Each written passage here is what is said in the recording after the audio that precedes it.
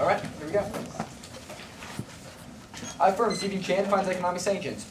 We define sanctions as the actual threat withdrawal of economic resources to effect a policy change by the target. Thus, the definition does not include economic denials that demand to justify punishment, like coercion, to advance commercial ends, does not qualify as sanction, or those designed to facilitate military victory to bring out the political demise of regime be considered an economic sanction. The efforts constitute economic warfare. The intent is to influence target specific calculations, cost benefits, and not its capabilities. Moreover, economic sanctions equals to economic alienation, which requires a certain degree of severity forward rights. Trade sanctions remove preference programs like MFN status or bank loans given all friendly countries. Trade sanctions are reprimands that reform a sanctioned country's behavior without completely alienating economic sanctions, though, and to alienate economic sanctions can include trade embargoes that prevent access to American assets, but because economic sanctions constrain one economy, they're considered one step shy of war.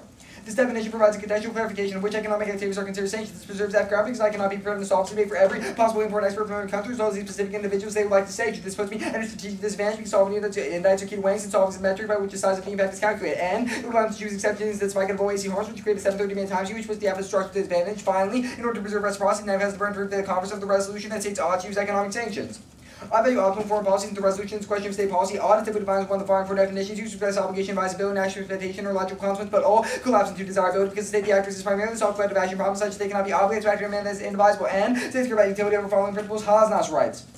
The government is comprised not of philosophers, but of practically minded lawyers, economists, statisticians, other social scientists who are neither trained nor familiar with the basics of moral philosophy. All government officials have been trained that their duty is to promote general utility. Furthermore, because governmental decision-making must be capable of objective justification of the public job, simply precludes any work that relies primarily upon persons and moral intuitions. Thus, states must look towards utility calculus. However, states cannot justify rights as being domestic jurisdiction only for those other states who ignore any morality in international affairs attack that state's citizens. And if we wish to view ourselves as rational agents, people have more worth. This view is only sensible if we view all other humans the same way because it is our humanity that wants them more worth in the first place. Thus, the criterion is maximizing the protection of rights. Contentions 1 is human rights abuses. Economic sanctions empirically harm human rights. This is proven by a less than 5% success rate. Paper rights.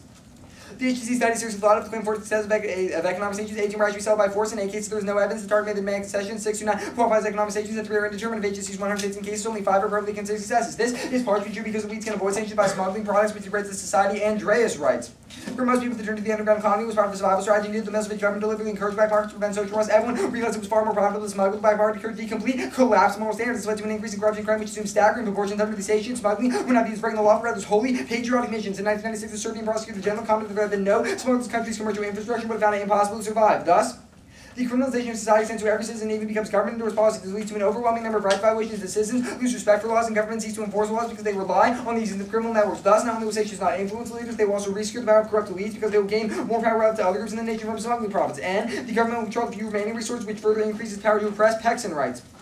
Because sanctions restrict the flow of goods and services, and the leadership can control the flow of remaining resources, the groups that are key supporters of the leadership may become more dependent on the regime. If the military wants access to food and fuel and must get them from the leadership, key social groups will provide the target leadership with more authority and power that can be used to oppress the potential anti-regime groups. And there will be no civilian backlash because the sanctions cause civilians to rally around the dictator at his rights. At times, it's varied the sanctions force the civilians to rally behind the regime for 2 reasons. First, the regime had to convey the populace that sanctions are prepared to sacrifice them. And second, regimes that define the sanctions one action in the long line of historical times of one civilization demeaning attacking another. This is empirically true everywhere the sanctions are used. Texan 2 confirms. The economic variable moving from no sanctions to extensive sanctions leads to a 150% increase in the probability of frequent violations of disappearance, while it becomes 50% more likely when targets are facing partial sanctions. In the case of extrajudicial killings, frequent violations become 64% and 29% more likely, respectively. And the sanctions themselves cause extreme suffering. Rarick writes, sanctions in Iraq cause the price of basic food products to greatly increase, result in inadequate nutrition, cause decline of healthcare, and led to the collapse of the national currency. According to UNICEF, economic sanctions against Iraq resulted in the death of 500,000 children under the age of 5 between 1991 and 1998. Contested 2 is North Korea. Repealing sanctions will further peace talks with North Korea win on January 22nd. On January 11, North Korean envoys offered to return to a halt to talks on nuclear disarmament in exchange for lifting of American trade sanctions and a permanent peace treaty with the United States and South Korea. If a peace treaty signed, it will help resolve the hostile relations between North Korea and the United States and speed up the denuclearization of the Korean Peninsula. The human rights situation in North Korea is a serious concern with an estimated 200,000 inmates in political prison camps across the country. Thus, affirming the resolution is key to creating a political atmosphere that would facilitate North Korean denuclearization. North Korean denuclearization is key to stop nuclear war. African News confirms.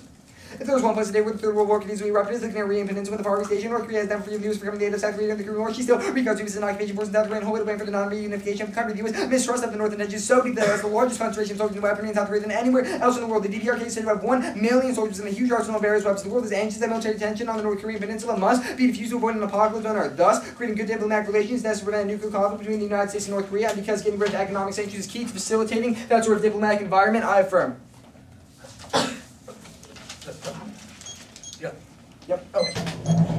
All right. Aside from the argument about reciprocal burdens above the value, is there any argument about like why I need to be topical?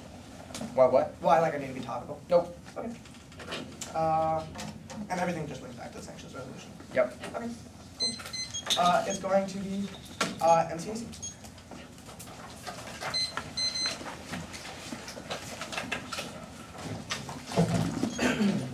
Everybody set?